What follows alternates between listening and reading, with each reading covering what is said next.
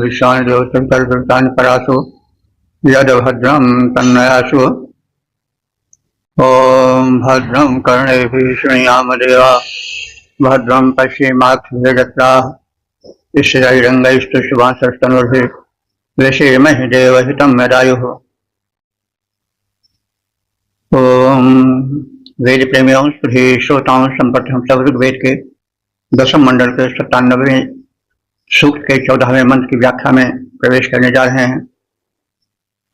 देवता औषधि समूह और संबंधित मंत्र का शीर्षक है औषधि मिश्रण।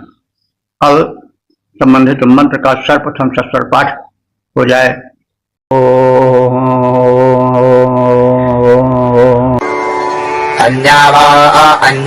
अन्यावत्पन्यान्यस्या उपावदा ताः सर्वाः संविधाना इदं मे प्रवदावचाः। इस 14वें मंत्र में यह कथित है कि औषधियां परस्पर मिलें और उनका यह योग हितकर सिद्ध हो।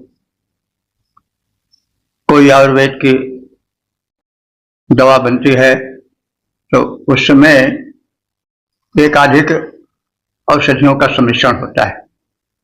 जैसा पहले निवेदन किया गया है कि औषधियों को केवल जड़ मान करके नहीं, वरन उनमें एक चैतन्य, एक सत्ता जो चेतन है उसकी मान्यता के अनुसार प्रार्थना की जा रही है।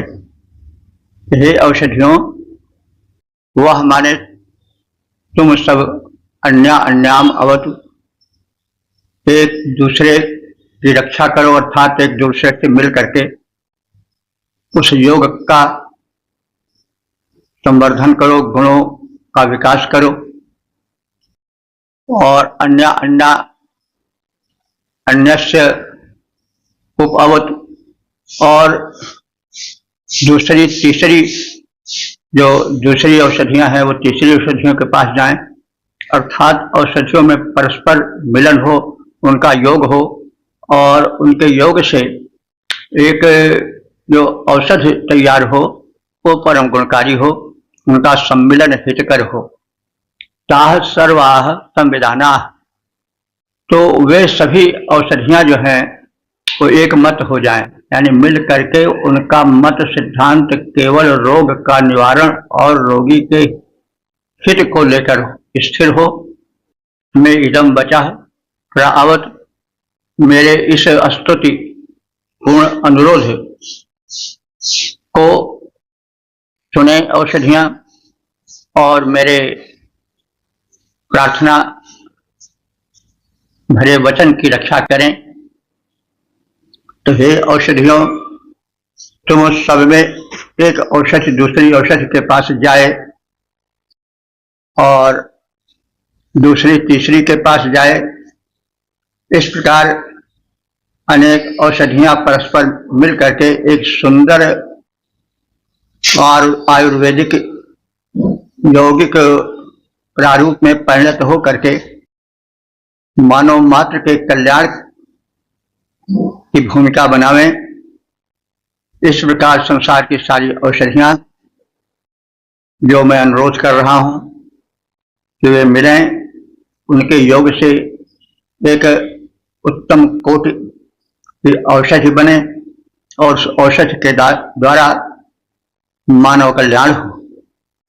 और मेरी यह प्रार्थना औषधियां सुने और उनका यह सम्मिश्रण मंगलमय हो, मानव की रक्षा का प्रधान कारण बने, रोग से रक्षा हो। एक औषधि निकट दूसरी औषधि से मिलकर आए, एक औषधि निकट दूसरी औषधि से मिलकर आए और दूसरी मिले तीसरी से यों हितकर बन जाए। समुचित सम्मिश्रण से जितनी औषधियां जग की सारी मिले परस्पर, और जगत की बन जाएं सब हितकारी, बन जाएं सब उपकारी। ओम 109715 देवता औषधि समूह शीर्षक वैद्यों के माध्यम से कल्याण की कामना। अब संबंधित मंत्र का सर्वप्रथम चक्कर पाठ हो जाए। या फलनेर्या अबला अपुष्पायाश्च पुष्पिणेः बृहस्पति प्रसोदास्ताना आमञ्चन्तं हसः। इस 15वें मंत्र में यह कथित है कि औषधियों के परस्पर मिलन से जो औषधियां बने तो उनका यह योग उत्तम बने और उत्तम अनुभवी वैद्य द्वारा इन सबको मिलाया जाए, सबका योग हो और इस प्रकार से मानव कल्याण हो और संसार रोग मुक्त हो। तो यह माने जो वनस्पतियां, जो औषधियां फलिनी फलों वाली हैं, यह अफला जो बिना फलों वाली हैं। कुछ औषधियों में फल लगे रहते हैं, कुछ में फल नहीं रहते हैं। यह अपुष्पा जो बिना फूल के हैं। कुछ औषधियों में फूल लगते हैं, कुछ में फूल नहीं लगते हैं। जो बिना फूल के हैं, जो वनस्पतियां औषधियां, या माने जो वनस्पतियां या औषधियां पुष्पिणी फूलों वाली हैं। ताः बृहस्पति प्रसूता, ताः माने उन सभी औषधियों को बृहस्पति में व्यापक ज्ञान वाला। तो बृहस्पति यहाँ कोई देवता नहीं है, वरन बृहस्पति वैद्य के लिए प्रयुक्त हुआ है।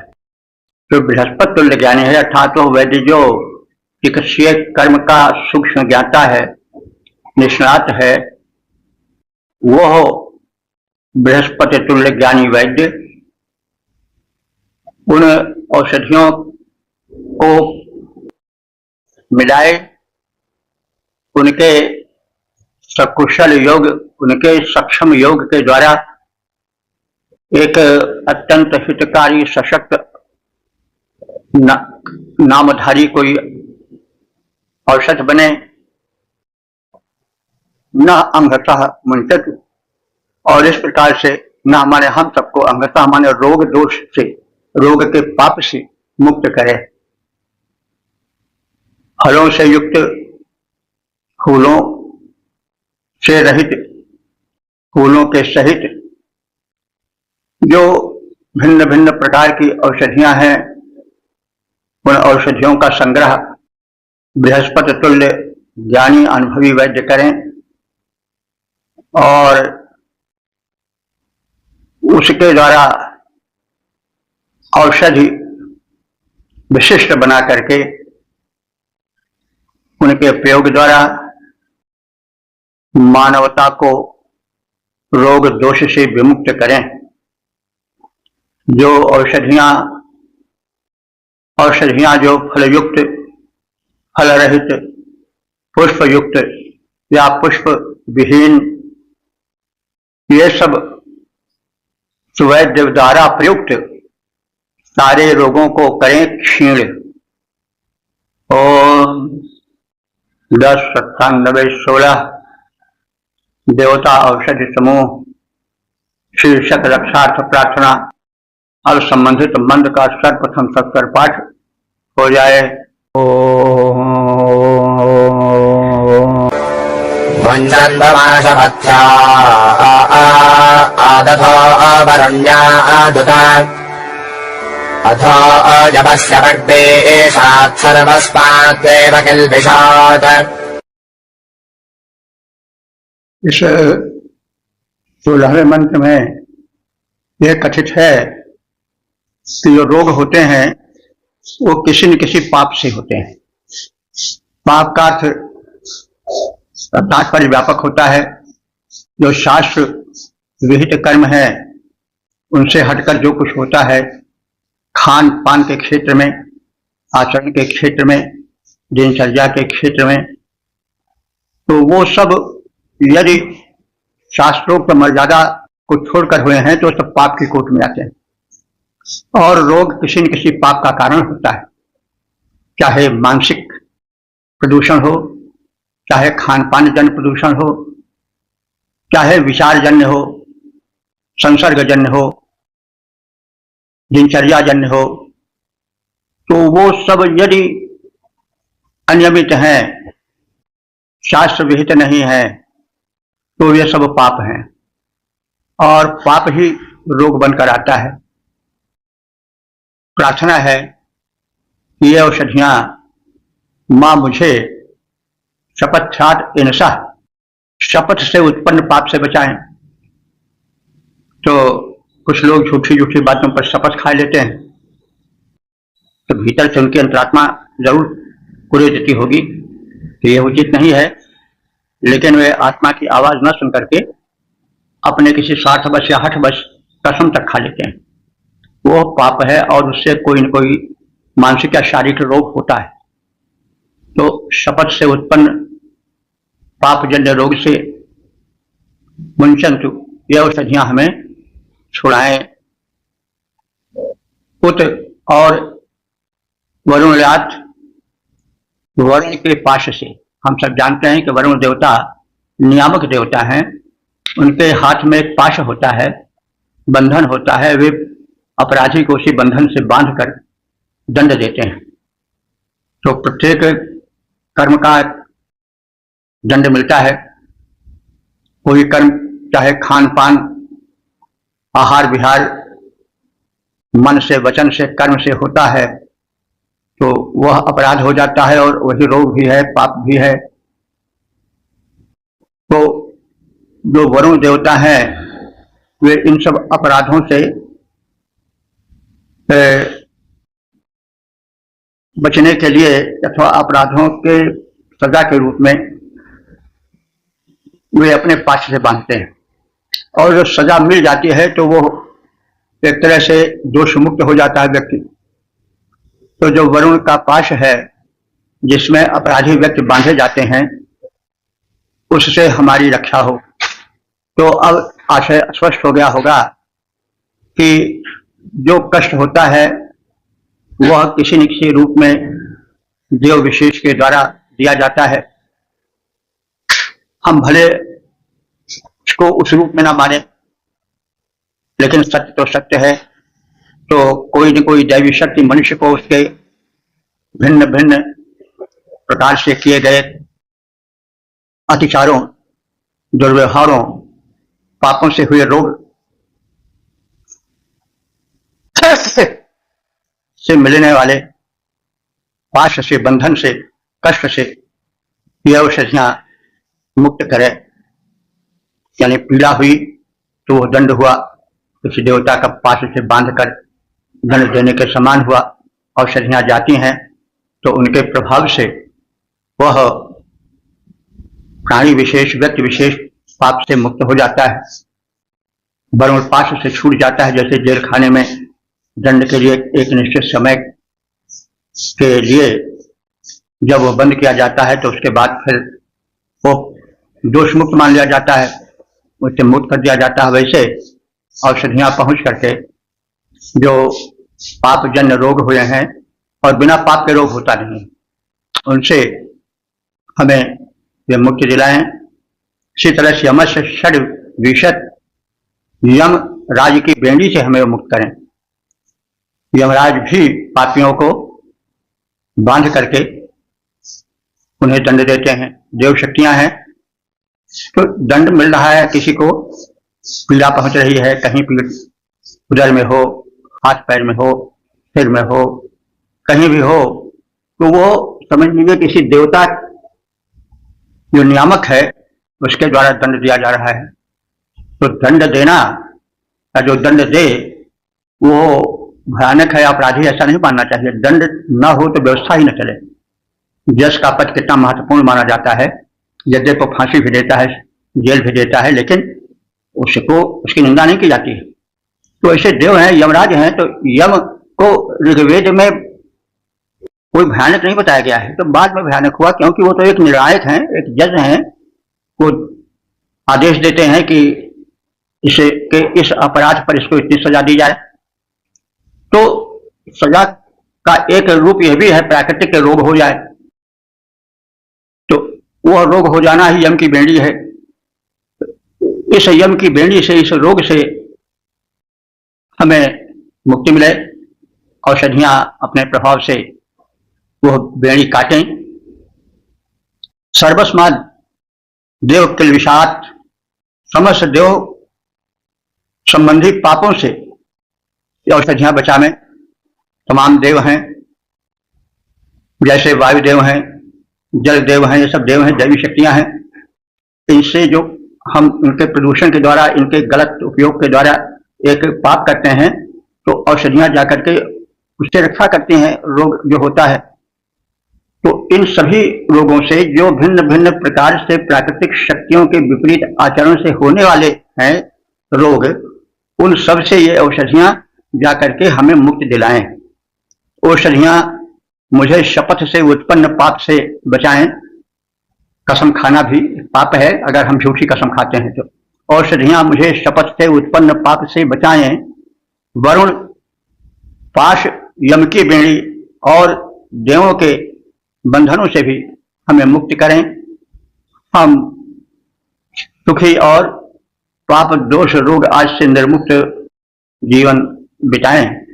तो शपथ जन्य पापों से ये औषधियां मुझे बचाएं। शपथ जन्य पापों से ये औषधियां हमें बचाएं। वरुण, पाश, यम की बेड़ी, सुरबंध से रक्षण लाएं। ओम 1097 देवता औषधि समूह शीर्षक औषधियों के वचन। अब संबंधित मंत्र का सर्वप्रथम सस्वर पाठ हो जाए।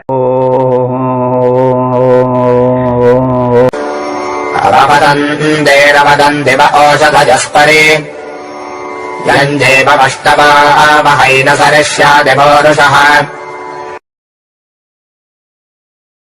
इस 17वें मंत्र में कथित है कि औषधियां स्वयं कह रही हैं कि जो हमसे प्रेम करते हैं, हमारे निकट आते हैं, हम उन्हें रोग बाधा से मुक्ति दिलाते हैं।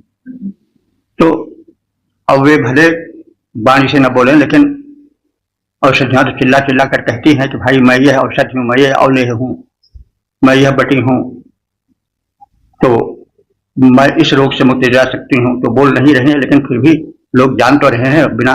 तो भाषा कई प्रकार की होती है, उनकी मूक भाषा है। वे अपने आप बताती हैं कि इस नामधारी औषधि इस रोग से मुक्ति दिलाती है। तो वही कहा जा रहा है औषधियों की जबानी। औषधियां अपना परिचय अपने आप देती हैं। दिवा पर अवपतंती, दिवा माने द्युलोक से,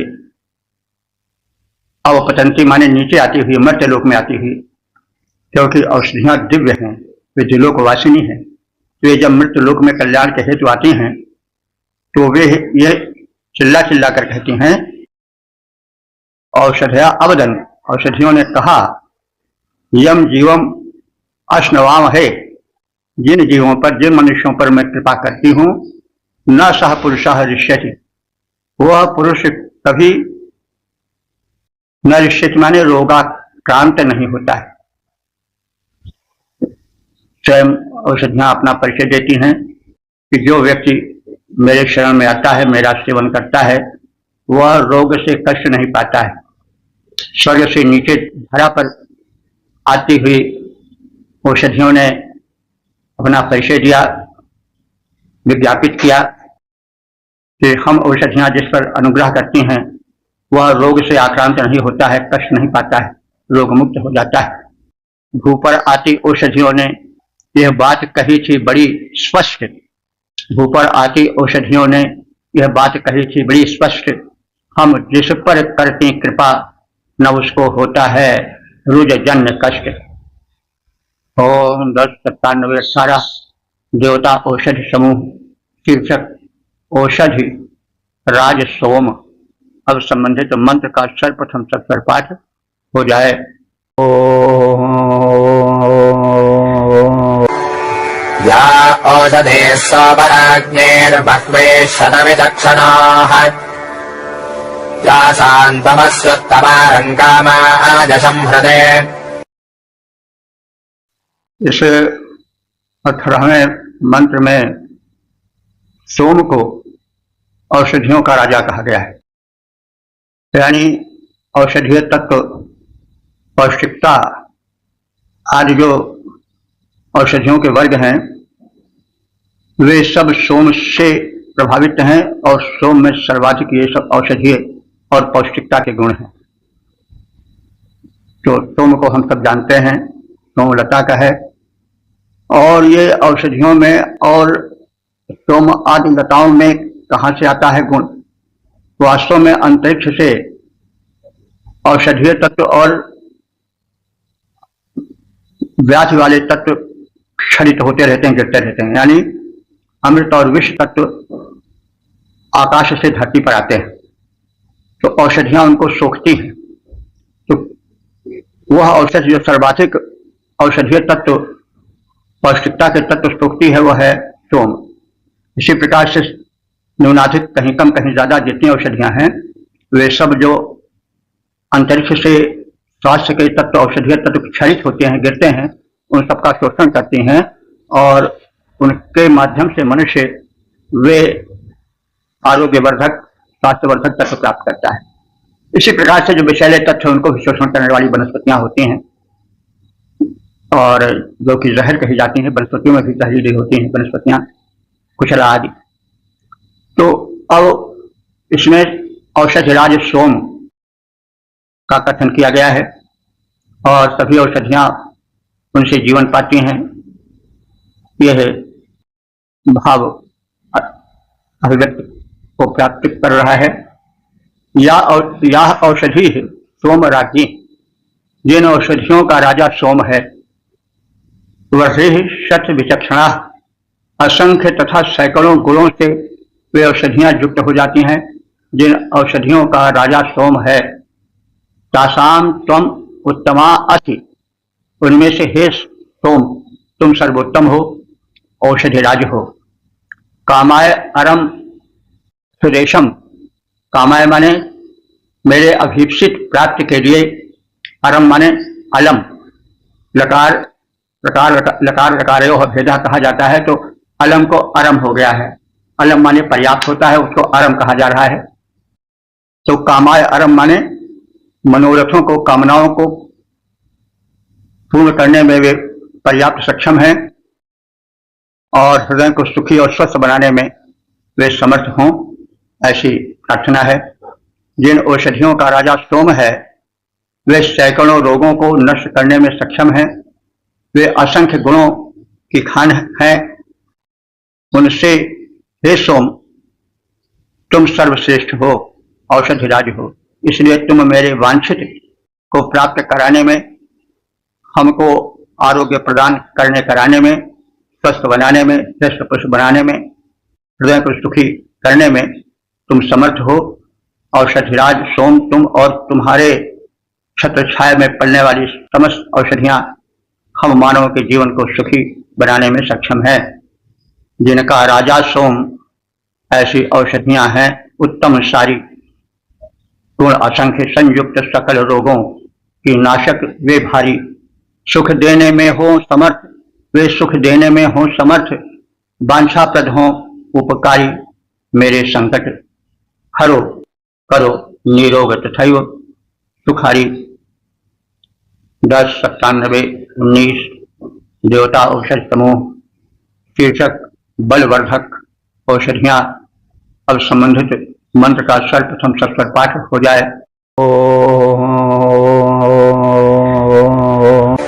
या ओषधे सोमराज्ञैर्विष्ठिता पृथिवी मनो बृहस्पति प्रसोदा अस्यै सन्दत्तवीर्यम्। इस 19वें मंत्र में बलवर्धक औषधियों की चर्चा है। कुछ तो रोग हारिणी है जिनका विशेष कथन पिछले मंत्र में हुआ है, लेकिन रोग हरण के उपरांत शरीर को पुष्ट करना, उनमें ओज तेज लाना, रोगावरोधक शक्ति बढ़ाना, इम्यूनिटी पावर को डेवलप करना, ये सब आवश्यक होता है ओज तेज आए देह में। तो इसके लिए आयुर्वेद में व्यवस्था है रस रसायन की और बाजीकरण योगों की। तो भस्म आदि हैं, रस रसायन हैं, इनके द्वारा मनुष्य में ओज तेज बल वृद्धि होती है। तो अब औषधि के उस प्रारूप की ओर, उस गुण की ओर कथन किया जा रहा है। या सोमराजी वे औषधया, वे औषधियां जिनका राजा सोम है, जो बलवर्धक हैं और सौम्य गुण प्रदान करने वाली हैं, सुख प्रदान करने वाली हैं। पृथ्वी में अनु विश्वता, वे भूमि रूप, वे भूमि के गुणों से विशेष रूप से ग्रथित हैं, विशेष रूप से युक्त हैं, अनुसिक्त हैं। पृथ्वी अनुविष्टिता, वे औषधियां जिनमें रासायनिक गुण हैं, वो सब पृथ्वी से संबंधित हैं। तो पृथ्वी से संबंधित होने का मतलब हुआ कि रसायन रूप में है। और आगे जाए तो भस्म जो होते हैं, स्वर्ण भस्म है और ताम्र भस्म है, लौह भस्म है, सब भस्म होती हैं। ये सब पृथ्वी संबंधित है, नहीं खनिज है। और इनके द्वारा भी औषधि चतुर्वेद तैयार करते हैं और रस रसायन भस्म आदि बनते हैं, तो उनकी ओर संकेत है। तो ये अपने गुणों से विशेष सिद्ध हो जाते हैं, विशेष भर जाते हैं, ये पृथ्वी में आ जाते हैं। तो देखिए, पृथ्वी में जो है आकाशीय जो तत्वों का, स्वास्थ्य वाले तत्वों का, ओज तेज के तत्वों का समावेश होता है, वो धातु रूप में विकसित होता है धरती के अंचल में, धरती के कोख में, और उनको खनिज के रूप में प्राप्त करके उन्हें भी रोगोपचार और शरीर के हृष्ट पुष्ट ओजस्वी तेजस्वी बनाने में प्रयोग होता है। चतुर्वेद्य ऐसा कार्य करते हैं, यही बात बताई गई है। तो बृहस्पति प्रसूता, बृहस्पति माने बृहस्पति के समान औषधीय ज्ञान में, आयुर्वेदीय ज्ञान में परम निपुण जो वैद्य हैं, उनके द्वारा तैयार की जाने वाली ये वाजीकरण, रस रसायन, भस्म आदि औषधियां वीर्यम संदत्त, मनुष्य में बल बीज बढ़ाती हैं और बढ़ाती रहें। ये वे औषधियां जिनमें सोम तत्व प्रधान होता है, जो भूमि के खनिज गुणों से विशेष रूप से युक्त हैं, वे विशेष वैद्य द्वारा सेवनार्थ दिए जाने पर पुरुष को स्वास्थ्य, ओज तेज आदि, बल वीर्य आदि प्रदान करती और उन्हें स्वस्थ, संपन्न और शक्ति, ओज तेज से परिपूर्ण करती हैं। सोम तत्व संयुक्त मुख्यतः जो औषधियां सारी भू के खनिज गुणों वाली जो है विशेष हितकारी, वे सुवैद्य द्वारा प्रदत्त सेवनोपरांत गुणधारी क्षीण पुरुष में वीर्य बढ़ाएं, क्षीण पुरुष में वीर्य बढ़ाएं, ओज तेज दें भारी, क्षीण पुरुष में वीर्य बढ़ाएं, ओज तेज दें भारी। ओम 1097-20 देवता औषध समूह शीर्षक औषधियों से प्रार्थना। अब संबंधित मंत्र का सर्वप्रथम सत्तर पाठ हो जाए।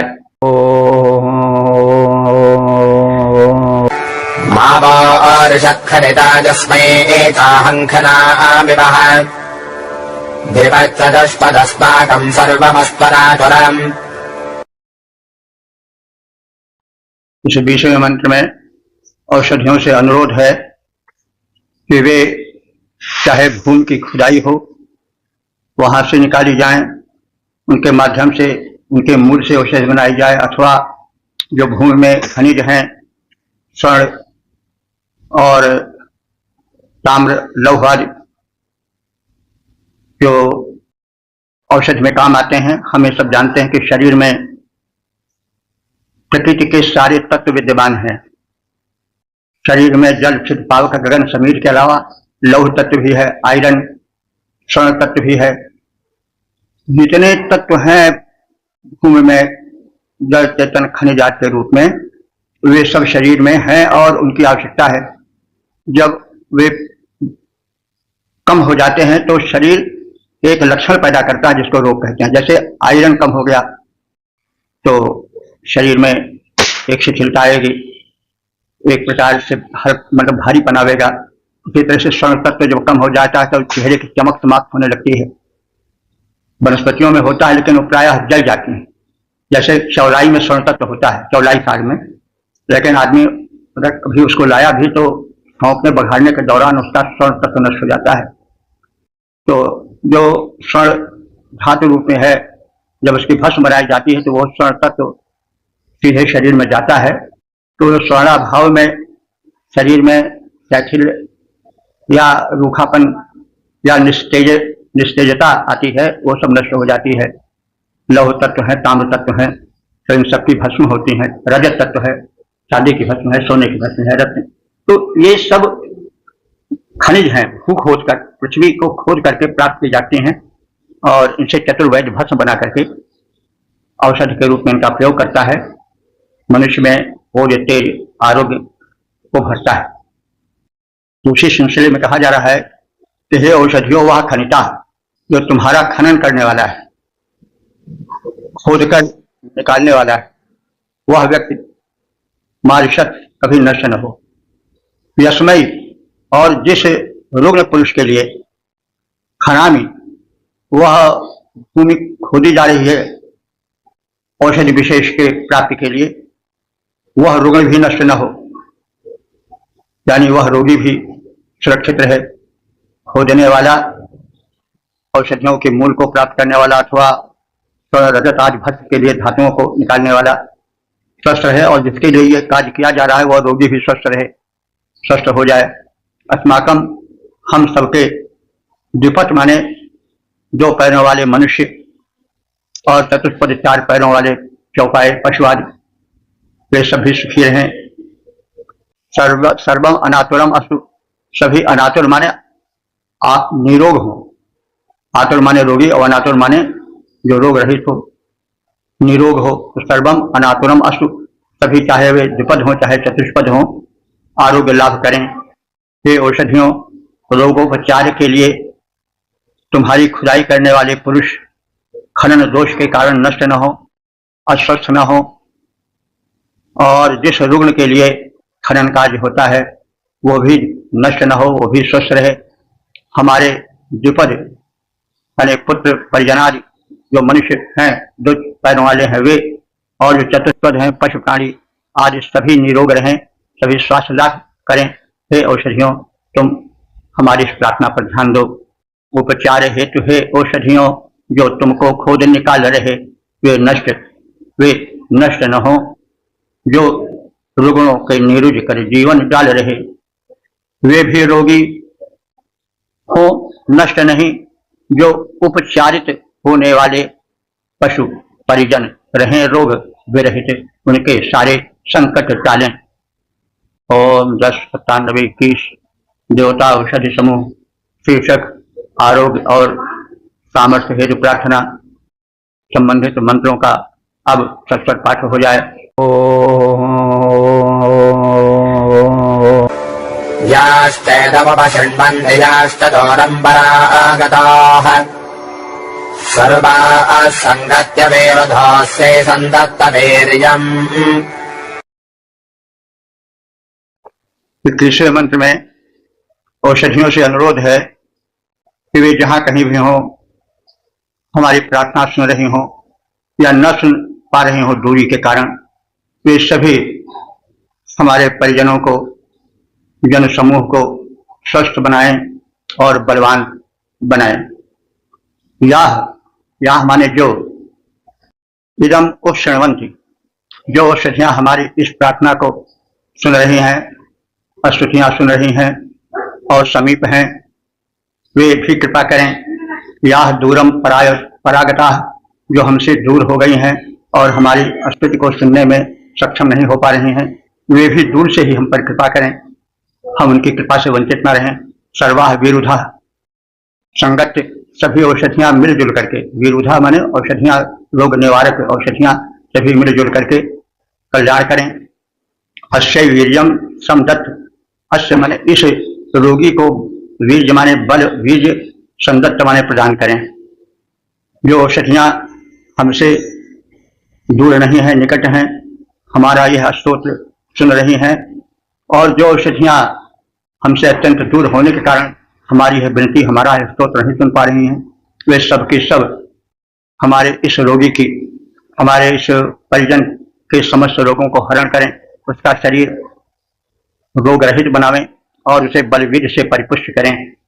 जो औषधियाँ दूर नहीं स्तोत्र हमारा सुन पाती, जो हैं निकट और मेरी स्तुतियाँ हैं सुनती जाती, वे सब हो एकत्र और रुग्णों के सारे रोग हरें, निरोग बना करके उनके तन में पूरा बलबीज भरें।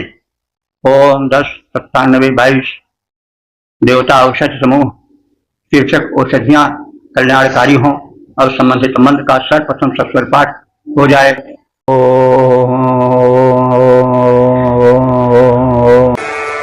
औषधयः सम्पदन्ते सोमेन साराज्ञाः यस्मै कृणोति ब्राह्मणस्तं राजन् वारयामसे। इस 22वें मंत्र में औषधियों के राजा सोम से औषधियां निवेदन कर रहे हैं कि हे सोमराज, हे औषधियों के राजाधिराज सोम, तुमसे हम सब औषधियां यह निवेदन करती हैं कि हे राजन, जिसकी चिकित्सा विद्वान वैद्य अपने कर्म में कुशल वैद्य करता है और हमारा उपयोग रोग वर्धन और बलवीर वर्धन में, रोग के नाशन और बलवीर वर्धन में करता है, उस रोगी को हम आरोग्य प्रदान करें, यानी जो रोगी है उसको आरोग्य प्रदान करें, उसके साथ ही साथ उसमें बलवीर का विकास करें और उन सब के संकट को हम मार भगाएं।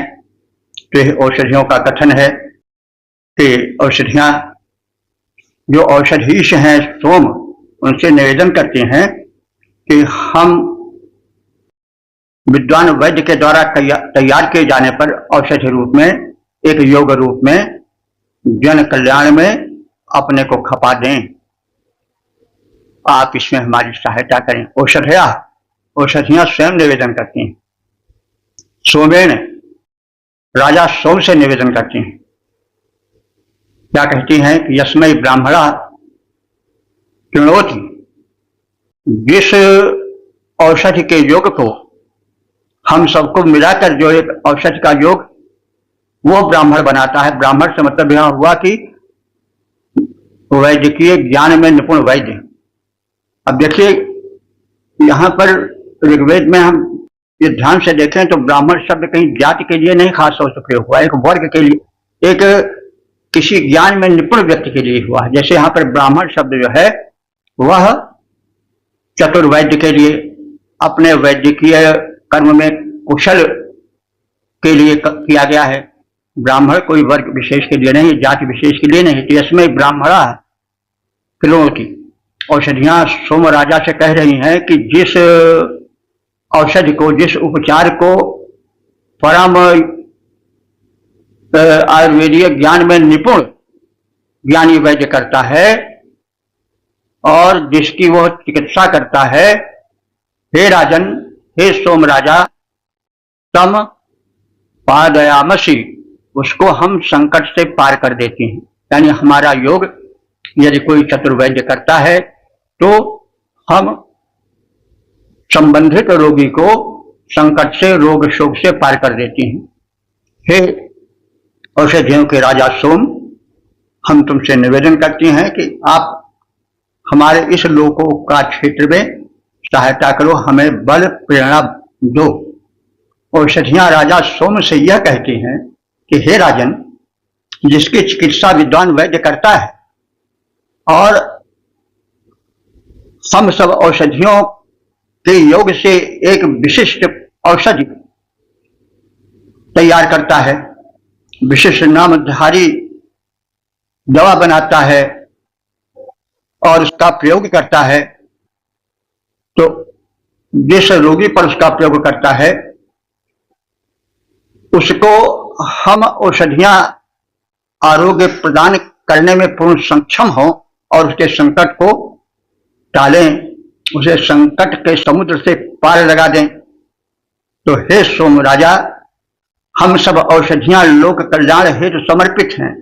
आप हमें हमारे उद्देश्य में सफल करो, हमें शक्ति का, हमें सामर्थ्य का विकास करो। यह औषधियों की परोपकारीय भावना का कथन है।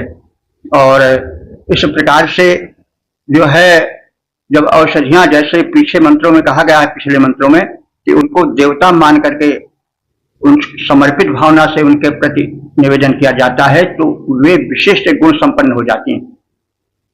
और जड़ मान करके नहीं चलना चाहिए। जड़ मान करके चलेंगे तो मंत्रानुसार औषधियों का वो प्रभाव नहीं रहेगा जो कि रहता है यदि हम उनमें देवत्व की परिकल्पना करें। तो हमारी भावना फलती है, भावना फल सर्वत्र है तो सत्य ही है। हमारे यहाँ सिस्टम भी रही है देहातों में कि लोग जब कोई औषधि खोजनी होती थी, वनस्पति रूप में रहती थी जो, तो पहले उसको आमंत्रित किया जाता था कि हम अमुक दिन आपको औषधीय प्रयोग के लिए ले जाएंगे, आप हमारा निवेदन स्वीकार करें।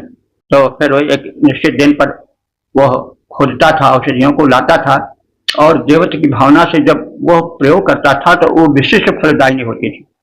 लोग कुछ लाकर, कोई किसी को कामर हुई है, किसी कुछ हुआ है, किसी का फेफड़ा या मतलब लीवर खराब है, तो कुछ औषधियां ऐसी थी जिनको बांध देते थे, लोग खोज करके लाते थे, तो उससे उसका रोग ठीक हो जाता था।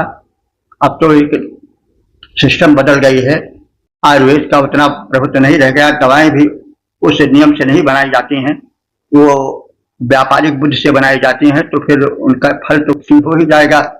लेकिन जब उनमें देवत्व की कल्पना करके उनका उपयोग किया जाता था तो विशिष्ट फलदायी होती थी। तो यह सब तथ्य इन वेद मंत्रों में कथित है, ग्रसित है। तो औषधि राजा सोम से औषधियां यह निवेदन करती हैं कि हे राजन, जिसकी चिकित्सा विद्वान वैद्य करता है और हमारा उपयोग जनहित में करता है, उस रोगी को हम आरोग्य प्रदान करते हैं, उसके संकट को टाल देती हैं, उसे रोग समुद्र से पार लगा देती हैं। हे राजा सोम सुवैद्य अगर, हे राजा सोम सुवैद्य अगर, औषधियों का कथन है, हे राजा सोम सुवैद्य अगर उपयोग हमारा करता है, मेरे पंचांगों के प्रयोग से रोग अगर वो नष्ट करता है, इस प्रकार हम औषधियां रोगार्तों का उद्धार करें, इस प्रकार हम औषधियां रोगार्तों का उद्धार करें, आरोग्य प्रदान करें, रोगी को रोग सिंधु से पार करें। ओम 1097 देवता औषधि समूह शीर्षक औषधियों से याचना। अब संबंधित मंत्र का सर्वप्रथम सस्वर पाठ हो जाए।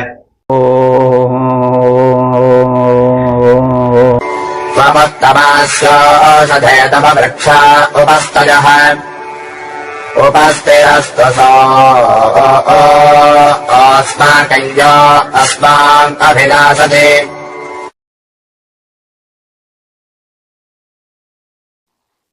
इस 23वें मंत्र में जो सूक्त के समापन का मंत्र है, उसमें औषधियों की श्रेष्ठता का कथन है और मनुष्य उनसे लगाव रखें, उन्हें नष्ट न करें, इसका भी संकेत है। औषधियों का कथन है कि वे हमें नष्ट न करें, और इसके अतिरिक्त ऋषि यह बता रहा है कि औषधियां जो है बड़े बड़े वृक्षों से, भले वो वनस्पति रूप में हो, जड़ी बूटी रूप में उनका आकार प्रकार बड़ा छोटा हो, लेकिन वे उनसे उत्तम है, श्रेष्ठ है। तो औषधे, हे औषधियों, हे वनस्पतियों, तुम उत्तमास, तुम उत्तम हो। वृक्षा तव उपस्थः, जो वृक्ष हैं बड़े बड़े, वे तुमसे कनिष्ठ हैं। उपस्थः में तुम कनिष्ठ, वे तुमसे कनिष्ठ हैं, छोटे हैं। या आसमान अभिदासक, जो व्यक्ति हमारा नाश करता है, हमको खरपतवार समझ करके, सह अस्माकम उपस्थित अस्तु, वो हमारे वश में होकर रहे, यानी हमारा विनाश वो न करे, हमें सम्मान दे और हमें इस धरती पर लोकहित में पल्लवित पुष्पित होने के लिए, विकसित होने के लिए पथ प्रशस्त करे, हमारा विनाश न हो। मनुष्यों द्वारा हम खोदकर फेंक न दी जाएं। आजकल जैसा हो रहा है, लोग बस्ती बनाने के लिए, घर द्वार बनाने के लिए, खेत बनाने के लिए औषधियों को खोदकर अलग कर रहे हैं और इससे औषधियों का अभाव होता जा रहा है और मानव रोगग्रस्त हो रहे हैं। देखिए, आयुर्वेद का सबसे बड़ा वैशिष्ट्य यह है कि वह एक अस्थायी उपचार करता है। जो अंग्रेजी दवाएं हैं जिनका प्रचार आज सर्वाधिक है, वे तत्काल प्रभाव तो जमाती हैं, लेकिन उनका तात्कालिक प्रभाव होता है, उनका दूरगामी प्रभाव नष्ट हो जाता है, क्योंकि वे कृत्रिम होती हैं और मनुष्य के प्रकृति के अनुकूल नहीं होती हैं। वे प्रायः पशुओं और पक्षियों के अंगों पांगों के तत्व को खींच करके बनाई जाती हैं और मूल जो वनस्पतीय प्रारूप है, मनुष्य मूल रूप में तो शाकाहारी ही है, तो वनस्पतियों से जो तत्व लिया जाता है आरोग्य के लिए, वो उसके लिए अधिक स्वाभाविक है। तो इसीलिए यह कहा गया है कि जो हमारा अनिष्ट चिंतन करते हैं वे हमारे वशीभूत होकर रहें। इसका मतलब हुआ कि वे ऐसा न करें, हमें पल्लवित पुष्पित होने दें। औषधे हे जनहितकारी औषधियों, तुम उत्तमा से तुम उत्तम हो, वृक्षा तो उपस्था, वृक्ष जो है तुमसे कनिष्ठ हैं। यह असमान अभिदासक औषधियां कहती हैं कि जो हमारा नाश करता है, विनाश करने लग रहा है, वह अस्माकम हम सबके उपस्थित अस्तु, हम सबके वश में होकर है, हम सबके अनुकूल है, अर्थात हमारा विनाश न करे।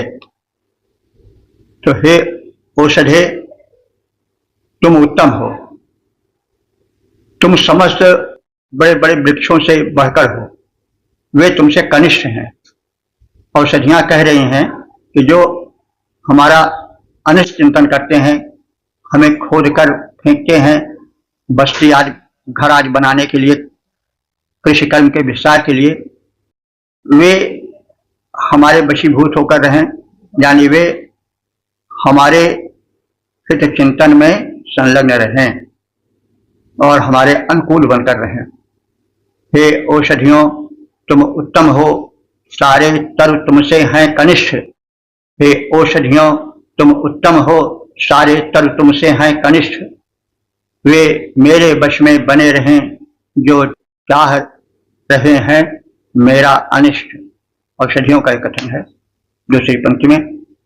तो इस प्रकार से हमने ऋग्वेद के 10वें मंडल के 97वें सूक्त के 23 मंत्रों का संक्षिप्त ज्ञान प्राप्त किया। अब तक ले जो हम मंत्र परिधि में व्याख्या के ला सके हैं, उनकी संख्या हो चुकी है 9927।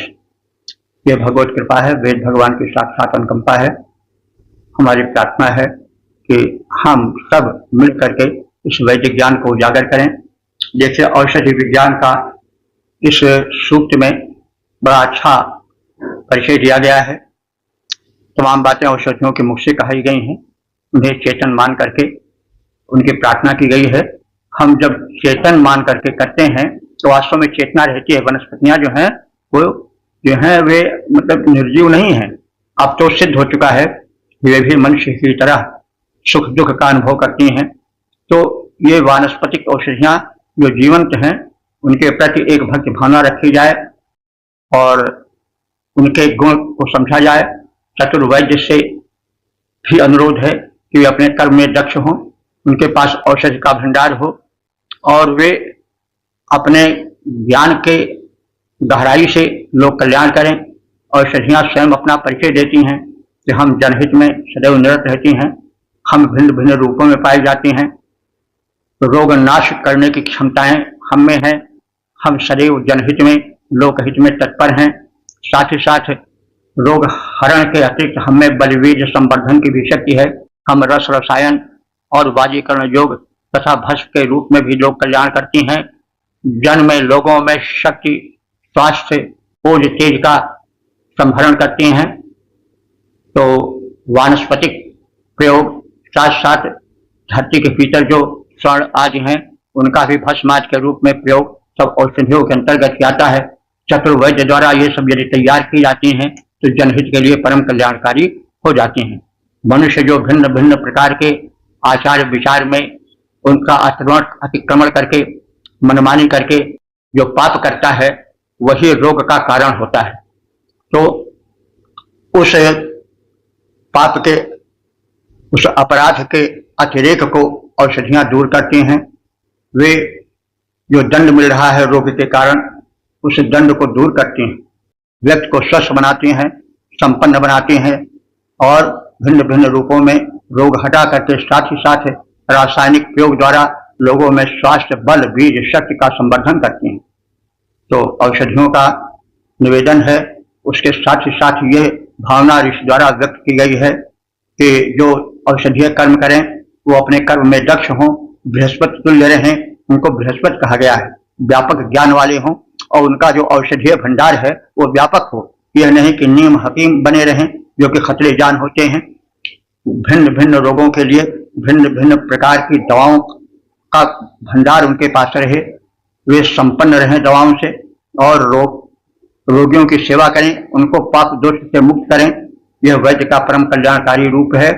वैद्य की भी प्रशंसा है, औषधियों की प्रशंसा है, उनके भिन्न भिन्न प्रारूपों की प्रशंसा है। वे वनस्पति रूप में भी हैं, तो धरती पर भी हैं, जल में भी हैं, थल में भी हैं और सर्वत्र उनकी व्याप्ति है। वे भिन्न भिन्न ऋतुओं में फूलती फूलती हैं। सतयुग, त्रेता, द्वापर में उनकी शक्ति विशिष्ट थी।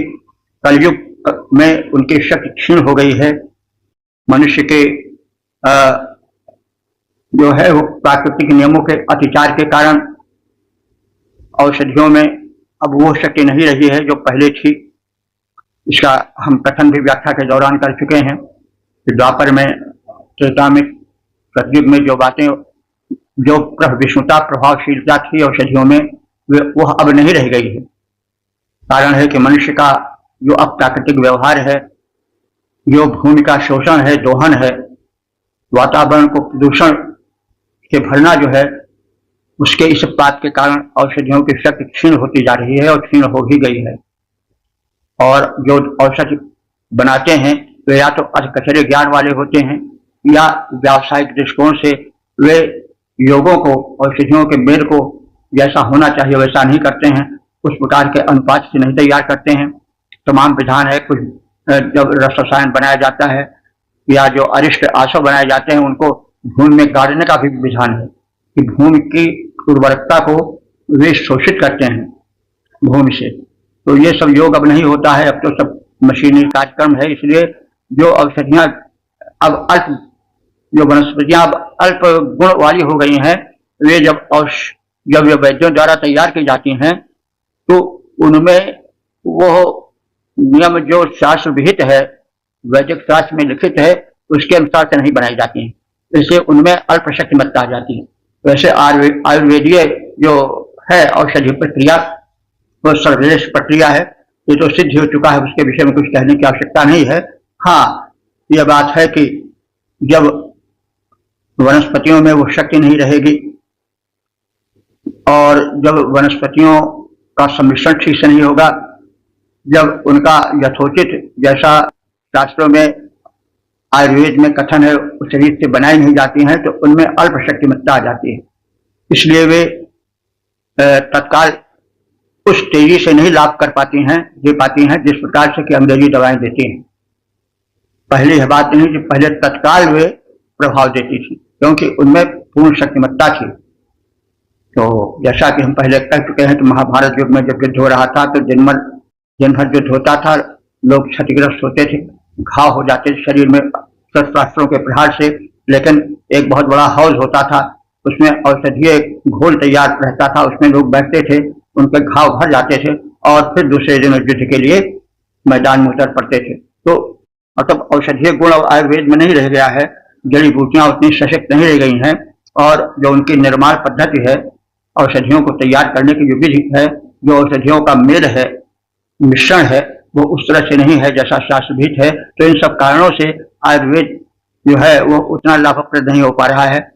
लोग तत्काल काम करने वाले एलोपैथी को दौड़ रहे हैं, उसी की भरमार है। खैर ठीक है, हमें इस विज्ञान से परिचित होना चाहिए, जिस विज्ञान को ऋग्वेद ने हमें परिचित कराया है इस सूक्त के माध्यम से।